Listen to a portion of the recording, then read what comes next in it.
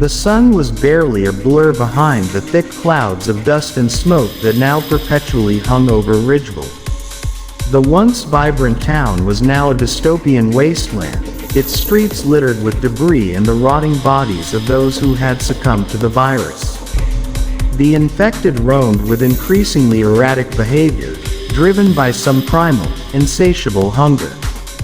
The air was thick with the acrid scent of decay, and the once comforting sounds of daily life had been replaced by the eerie silence of death, punctuated only by the occasional moan or scream that echoed through the barren streets. Inside Emily's makeshift lab, the air was no less tense. The old medical office where she had set up her base was barely holding together, with hastily constructed barricades covering the windows and doors. It had been days since the last time any of them had ventured outside, but the pounding on the doors, the relentless scraping of nails against the wooden planks that sealed the windows, told them that the infected were never far away. Emily's eyes were bloodshot from lack of sleep, her hands trembling as she meticulously worked with the small samples she had been able to collect from the infected. Beside her, Ben, a burly mechanic whose calm demeanor had been a source of comfort, was reinforcing one of the barricades, tightening bolts and welding metal plates over the fragile wooden frame. His shirt was soaked with sweat, and his hands shook slightly from exhaustion, but he worked with determination, knowing that their survival depended on the fortifications holding up. On the other side of the room, Sarah, the nurse who had been away on vacation when the virus hit, was methodically organizing the small supply of medical tools and equipment they had scavenged. Sarah was pragmatic, her experience as a nurse in chaotic emergency rooms preparing her for this type of pressure, but even she couldn't hide the worry etched into her face. Time was running out, and she knew it. Emily broke the silence first, her voice hoarse from days of speaking in whispers. "We need more samples," she said, staring intently at the small vial of blood in her hands. "What we have isn't enough. I can't make any progress without a broader understanding of how the virus mutates. If we can identify a consistent pattern, we might be able to isolate a weakness and develop an antiviral agent. But right now, we're just guessing." Ben wiped the sweat from his brow and turned to face her. "And how exactly are we supposed to get more samples?" he asked, his voice strained with frustration. "It's not like we can just walk up to one of those things and ask them to roll up their sleeves." Emily sighed. He was right, of course. The infected were no longer human. They were violent, mindless creatures driven by an insatiable need to spread the virus. Any attempt to approach them was a death sentence. Sarah stepped forward, her expression grim but determined. "We don't have a choice," she said, her voice steady. "If we stay holed up in here, we'll either starve to death or be overrun. We need to make a plan. We need to go out there." Ben shook his head. "It's suicide, Sarah. You've seen what's out there. We're not equipped for this." "Maybe not," Emily interjected, her mind already racing through possibilities. "But we have no other option. We can't just sit here and wait for the virus to run its course. If we want to survive, if we want to save what's left of this town, we need to act." The three of them stood in silence for a moment, each of them weighing the risks, the reality of their situation settling in. There was no cavalry coming to save them, no government agency or outside force that would swoop in with the cure. It was just them, alone in a dying town, trying to stave off the inevitable.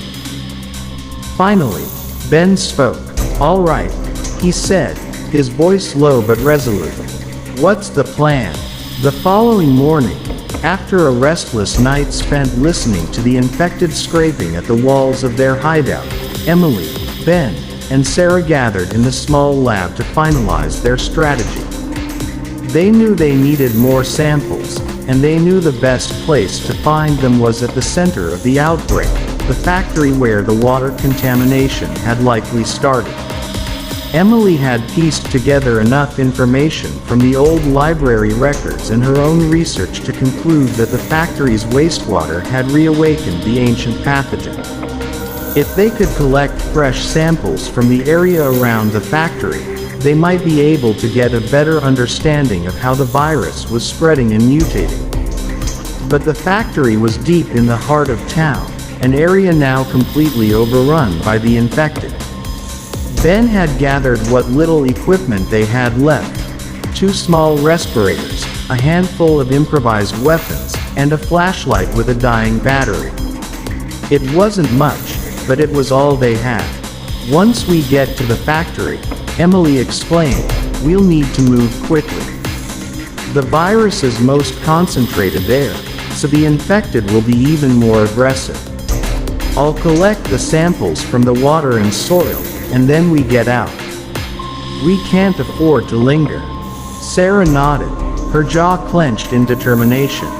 "We'll cover you while you work. Ben and I will keep the infected off your back." Ben grunted in agreement, though his face betrayed his unease. "Just make it quick," he said. "The longer we're out there, the more likely we are to run into trouble." Emily gave a curt nod, her heart pounding in her chest.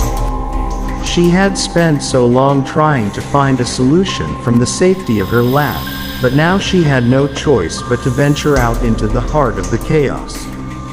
The streets of Ridgeville were more desolate than they had been before. The group moved quickly, sticking to the shadows and avoiding the main roads. Every so often, they would hear the telltale groans of the infected echoing from a nearby alley or hear the sudden, sharp sound of something, or someone, crashing through a window. Each sound sent a jolt of fear through Emily's spine, but she forced herself to keep moving. After what felt like hours, they finally arrived at the outskirts of the factory. The building loomed ahead of them, its massive smokestacks silhouetted against the dark sky. It had once been a symbol of the town's economic progress, but now it was a tomb, a breeding ground for the infection that had ravaged Ridgeville. "We're here," Ben whispered, his eyes scanning the area for any sign of movement. "Let's make this quick." Emily nodded and moved forward, crouching down near a drainage pipe that ran from the factory into the nearby river. She pulled out her sample kit and began collecting water and soil samples, her hands shaking as she worked. The sound of the infected was all around them now, guttural growls and shuffling footsteps coming from every direction. But they hadn't been spotted yet. "How much longer?" Sarah whispered, her eyes darting nervously around the area. "Almost done," Emily replied, her voice tight with concentration. But as she sealed the final vial, a loud crash echoed from inside the factory. The 3 of them froze, their eyes wide with fear. Ben cursed under his breath. "We need to move, now."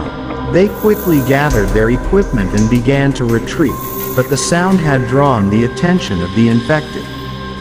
From the shadows, a group of them emerged, their eyes glassy and their skin pale and mottled.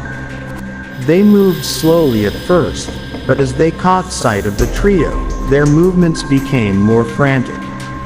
"Run!" Ben shouted, shoving Emily ahead of him as the infected closed in. They sprinted through the darkened streets, the infected hot on their heels. Emily's heart pounded in her chest as she struggled to keep up, the weight of her sample kit slowing her down. She could hear the infected behind them, their growls growing louder, closer. Suddenly, Sarah cried out in pain. Emily turned just in time to see one of the infected grab her by the ankle, dragging her to the ground. "Sarah!" Ben shouted, turning back to help her. "No!" Sarah screamed. "Keep going. You have too. But before she could finish, the infected were upon her, tearing into her flesh with sickening ferocity. Emily wanted to scream, wanted to help, but Ben grabbed her arm and pulled her forward. "We can't stop," he shouted, his voice filled with anguish. "We have to keep moving." They ran for what felt like an eternity, the sounds of the infected fading behind them as they finally reached the relative safety of the lab. They slammed the door shut and bolted it, their chests heaving as they struggled to catch their breath. For a long moment, neither of them spoke. The weight of what had just happened hung heavy in the air. "Sarah," Emily whispered, her voice cracking. Ben didn't respond. He simply stared at the door, his hands clenched into fists. The loss of Sarah was a devastating blow, but Emily and Ben knew they couldn't afford to stop now. They had the samples they needed, and time was running out. The virus was mutating rapidly, and every moment they delayed brought them closer to the point of no return. Emily threw herself into her work, analyzing the samples with a renewed sense of urgency.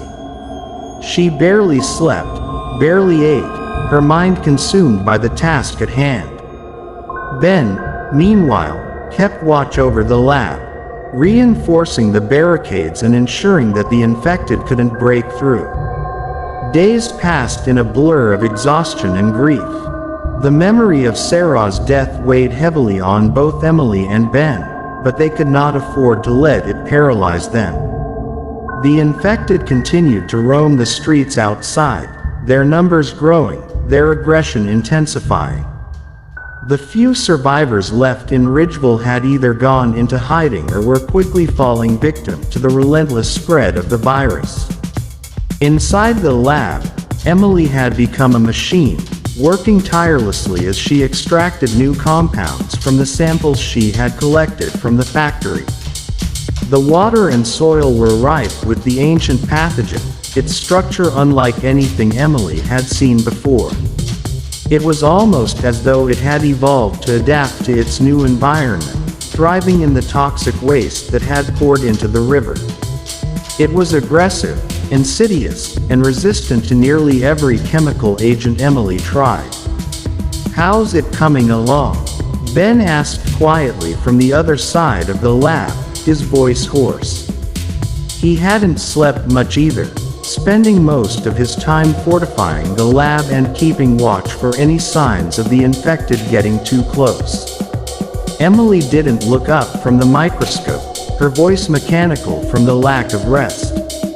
"I think I've isolated the key mutation. It's what makes the virus so resilient, why it's spreading so quickly. But it's also a weakness. If we can target that mutation, we might be able to create a compound that disrupts the virus's ability to replicate." Ben furrowed his brow, trying to follow her scientific explanation.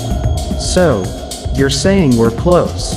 Emily finally looked up, her eyes hollow but filled with a glimmer of hope. "Closer than we've ever been. But it's not going to be easy. This virus is highly adaptable. It's almost like it's evolving every time we try to counter it.